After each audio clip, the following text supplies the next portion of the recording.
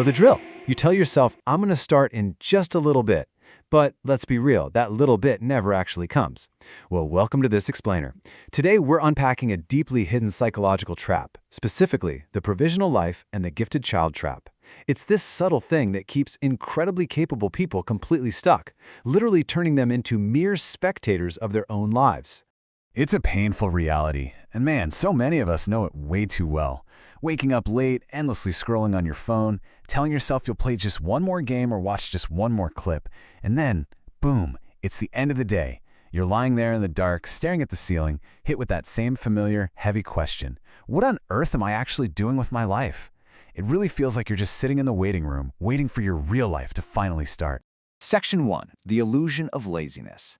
Now, if you tell people about this rut, most of them will just say, well, you just need to be more disciplined or manage your time better. But today, we are completely challenging that notion. Okay, let's dive into this. The renowned psychoanalyst Carl Jung actually used a Latin term for this exact state, pueri aeternus, which translates to the eternal boy. You might have also heard it called Peter Pan syndrome. Now listen closely. Being stuck in this state doesn't mean you aren't smart.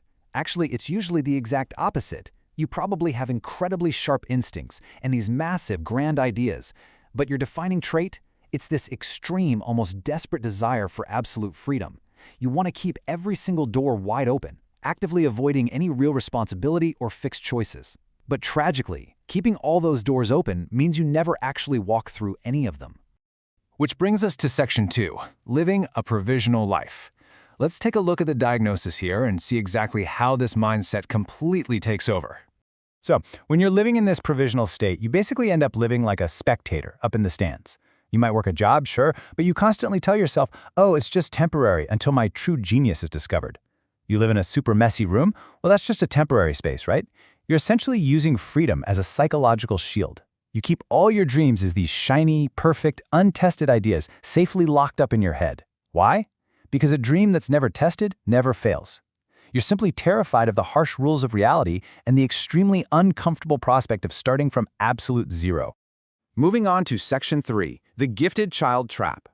So, where does this chronic fear of growing up actually come from?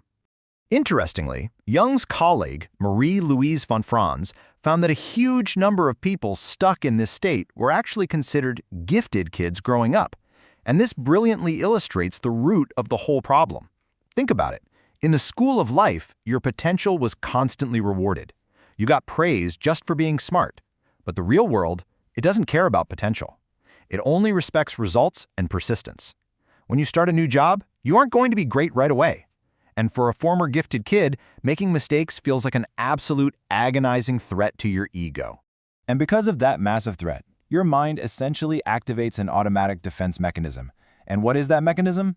It's procrastination.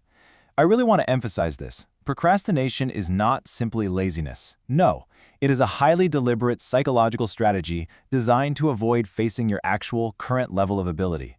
You subconsciously tell yourself, well, I haven't succeeded yet just because I haven't truly started taking things seriously, not because I'm not good enough.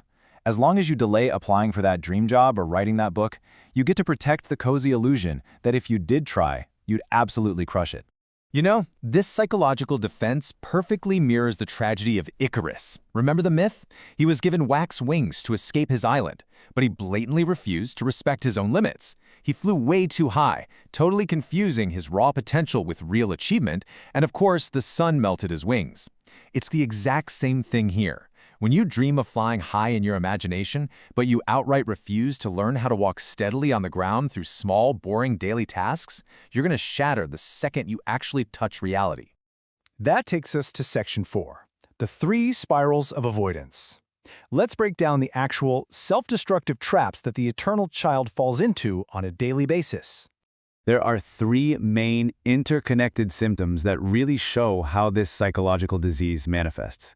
First up, constantly looking for tools to numb your awareness. Second, developing an extreme fear of long-term commitment. And third, falling deep into a victim mentality where you are constantly blaming the Captain Hooks of the world. So what does this look like? Well, whenever life gets tough, you don't actually try to solve the problem, right? You just find a quick escape. You dive headfirst into gaming or maybe hours of endless scrolling. In that virtual world, you're a level 99 hero literally saving the galaxy. You're successful and you're safe. But then you turn off the screen and you're just standing still in a messy room. These aren't just harmless hobbies. They act as a psychological anesthetic, completely silencing the blaring alarm bells of your life. And when society, or maybe a boss, finally pushes you to grow up, you treat them like Captain Hook, an evil enemy who's just trying to ruin your fun. You end up handing over full control of your life to your circumstances. All right, Section 5, stepping into reality. Look, sitting around feeling guilty is not going to make you grow up. Only real action does that. So let's pivot and look at the treatment. So the crucial point is that we need a highly structured 4-step action plan to break you out of this cocoon. You absolutely cannot just wish your way out of this trap. It takes work. You have to systematically change your mindset, embrace the normal, face failure head-on, and build real accountability. Let's walk through exactly how to do this. Step 1 is completely rewiring how you think about growing up. The eternal child firmly believes that adulthood is basically a prison that kills off your inner creative child. But the truth? It's the exact opposite. Responsibility and commitment are actually the strongest protective walls you can build for your dreams. Think about it. If you have a brilliant idea, but you completely refuse to learn basic discipline or money management, that idea just dies on paper. Growing up doesn't kill the dream. It provides the rock-solid foundation you actually need to make your ideas real. Step 2, you have to embrace the ordinary. You need to stop looking down on normal, everyday routines. You've got to start doing small, frankly boring things, but do them with absolute seriousness. Go clean your room, fold your laundry, pay your bills. And here's the kicker, do it in absolute silence. No background music, no podcasts, no phone to pull your attention away. When you seriously interact with this small-scale reality, you force your mind out of the clouds. You quickly realize that the world doesn't just stop spinning because you personally aren't ready yet. Step 3 is practicing exposure therapy with failure. Since your absolute core fear is that you aren't actually good enough, you have to intentionally risk real failure. Go finish that resume and send it out to 5 companies. Go take a class where you know for a fact you're going to be clumsy and terrible at it. Ask your boss for harsh, honest feedback. You seriously need to brush the dust off your knees and realize that being rejected is not the end of your life. Character isn't built by winning imaginary arguments in the shower. It is built by falling flat on your face in real life and deciding to get back up. And finally, step 4. You must find an outside structure that holds you accountable. The eternal child absolutely loves to endlessly negotiate with themselves, just to delay tasks and crawl right back under the covers.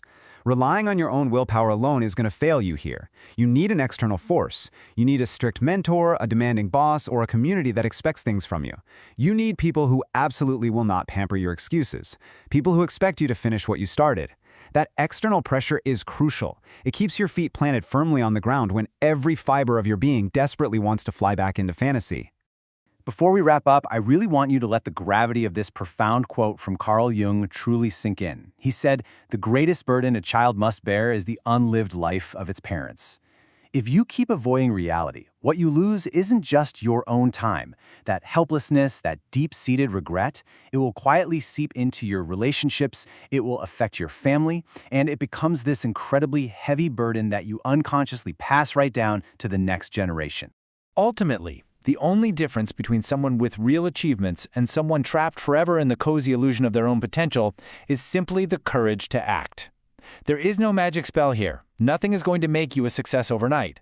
So the final provocative question you have to answer today is this: will you step out of your comfortable imaginary world and finally face the scratches of reality? It is time to stop waiting for your life to start. It's already happening.